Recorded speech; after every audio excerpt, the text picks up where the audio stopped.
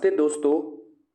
इसके पहले कक्षा में हम लोग प्राग कोश के बारे में पढ़ चुके हैं और प्राग कोश के अंदर पाए जाने वाले लघु बीजाणुधानी के बारे में भी पढ़ चुके हैं और उसमें बनने वाले प्राक्कण के बारे में भी पढ़ चुके हैं।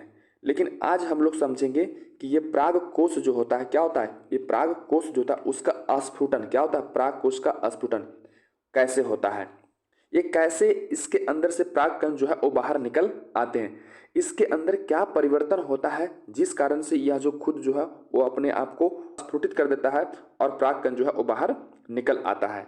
यहाँ पर थोड़ा सा मिस प्रिंटिंग है। प्राग कोश का स्फुटन जैसे देखते हैं, प्राग कोश परिपक्वन के दौरान क्या होता है, जब प्राग कोश जो है वो परिपक्व हो रहा होता है, बड़ा हो रहा होता है, उस दौरान जो है वो प्राग कोश की भित्ति क्या होती है, प्राग कोश की भित्ति जैसे अंतःस्तर हो गया, अधिचर्म हो गया, इसके अंदर जो है मध्य स्तर पाए जाते हैं। क्या पाए जाते हैं, मध्य स्तर पाए जाते हैं। फिर उसके नीचे जो पाए जाते हैं टेपिटम पाए जाते हैं, टेपिटम। तो इन स्तरों में का जो है वो कुछ परिवर्तन होता है। क्या होता है, परिवर्तन, बदलाव होता है। कैसा बदलाव, कहता है इस परिवर्तन के दौरान क्या होता है कि टेपिटम, ये टेपिटम जो होता है, ये टेपिटम जो होता है वो मध्य स्तर से भोजन को ग्रहण, खाद्य पदार्थ को क्या करता है, खाद्य पदार्थ को ग्रहण कर लेता है, अवशोषित कर लेता है। और अवशोषित जब कर लेता है टेपिटम खाद्य पदार्थ को, तो मध्य स्तर जो है वो फिर क्या हो जाते हैं, समाप्त हो जाते हैं। क्या हो जाते हैं, मध्य स्तर जो है वो नष्ट हो जाते हैं। एक परिपक्व प्राग कोश में बाह्य आवरण के रूप में, जो जब एक परिपक्व प्राग कोश होता है तो उसमें एक बाह्य आवरण, जो सबसे बाहरी आवरण होते हैं, जैसे यहाँ पर दिखाई दे रहा है, बाह्य आवरण के रूप में केवल दो ही परतें होती है। देखिए जैसे यहाँ पर भी दिखाया गया, दो ही परतें होते हैं, अंतःस्तर और अधिचर्म। ना तो मध्य स्तर दिखाया गया है ना तो टेपिटम दिखाया गया है, दो ही परतें होती है। अतः परिपक्व प्राग कोश में केवल दो ही प्रागधानियां पाई जाती है। कहता है इसके साथ साथ जो है परिपक्व प्राग कोश में केवल दो ही प्रागधानी, ऐसे होता है चार लघु बीजाणुधानी होते हैं। क्या होते हैं, चार लघु बीजाणुधानी होते हैं। लेकिन जब परिपक्व हो जाता है तो ये चारों लघु, एक कोष्टक, ये टोटल हो गया इतना, एक कोष्टक, सॉरी एक पाली, और ये हो गया क्या, दूसरा पाली। एक पाली में दो कोष्टक, दो लघु बीजाणुधानी होते हैं। तो ये दोनों लघु बीजाणुधानी आपस में मिलकर जो है एक प्राग धानी का निर्माण करता है। कब, जब परिपक्व हो जाता है तब। अब यहां पर हम देखते हैं आगे कि जब आखिरकार, अब यहां पर आगे हम देखते हैं कि ये प्राग कोश आखिरकार फटता कैसे, क्या होता है इसके अंदर।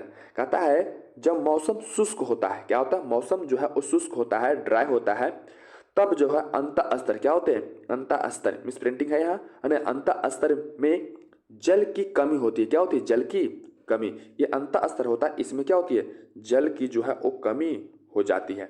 और जब जल की कमी हो जाती है तो इसके अंदर, इसके जो भित्ति है, इस भित्ति की संरचना कुछ अजीब, इसकी भित्ति जो होती है कुछ विशेष प्रकार की बनावट होती है, जिस कारण जल की कमी होने के कारण इस अंतःस्तर में कोई बदलाव नहीं आता है।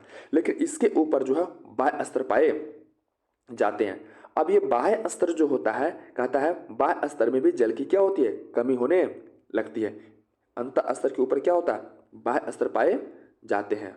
अंतःस्तर के ऊपर क्या होते हैं,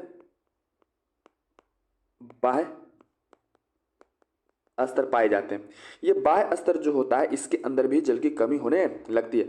और जब जल की कमी हो जाती है तो यह स्तर जो है अवतल कैसा हो जाता है, अवतल कैसा हो जाता है, अवतल। यहाँ थोड़ा सा मिस प्रिंटिंग, अवतल हो गया, अवतल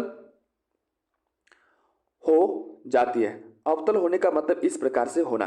कब ऐसा होता है, अंदर की ओर मूव करना, अंदर की ओर मुड़ना, जब इसके अंदर भी जल की कमी हो जाती है। इसके अंदर जल की कमी कब हो जाती है, जब अंतःस्तर में जल की कमी हो जाती है। और अंतःस्तर में जल की कमी कब होती है, जब मौसम क्या होता है, शुष्क होता है, ड्राई होता है, तब जल की कमी क्या होती है, यहाँ पर कमी होने लगती है। अब जब यहाँ जल की कमी होने के कारण इसमें भी जल की कमी हो जाती है, इसमें भी जल की कमी हो जाती है, और इसमें जब जल की कमी हो जाती है तो ये अवतल हो जाता है। अवतल होने का मतलब हो गया अंदर की ओर मुड़ना, अंदर की ओर मुड़ना। तो कहता है जिस कारण जो उसके सतह में एक क्या होता है, खिंचाव बल। क्या होता है, एक खिंचाव बल जो उत्पन्न होता है, कैसा, अंदर की ओर एक क्या होता है, खिंचाव बल उत्पन्न होता है। अब जैसे देखिए यहाँ पर ये बाहरी जो है, बाह्य स्तर जो है अंदर की क्या हो रही है, मुड़ रही है। अब अंदर की ओर मुड़ रही है तो ये अब ऐसा दिखता भी कैसा, ये अवतल है, अवतल जैसी संरचना दिखती है। अंदर की ओर मुड़ती है तो क्या होता है, ये फट जाता है। क्या होता है, फट जाता है। और इसके अंदर जो पराग कण होते हैं जो दिख रहा है वो क्या होते हैं, बाहर आ जाते हैं। तो इसी घटना को या इस तरह से पराग कोश का अस्फुटन होता है, पराग कोश जो है वो फटता है।